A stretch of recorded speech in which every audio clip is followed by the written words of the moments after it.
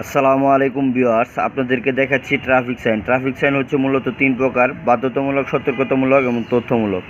এখন দেখতেছেন বাধ্যতামূলক ট্রাফিক সাইন, লাল বৃত্তের ভিতরে যেগুলো আছে। বাধ্যতামূলক ট্রাফিক সাইনকে দুই ভাগে ভাগ করছে, একটা হচ্ছে লাল বৃত্তের ভিতরে আর একটা হচ্ছে যে দেখেন নীল বৃত্তের ভিতরে। এটি হচ্ছে হাবুদক বাধ্যতামূলক ট্রাফিক সাইন। এখন দেখতেছেন আপনারা সতর্কতামূলক ট্রাফিক সাইন।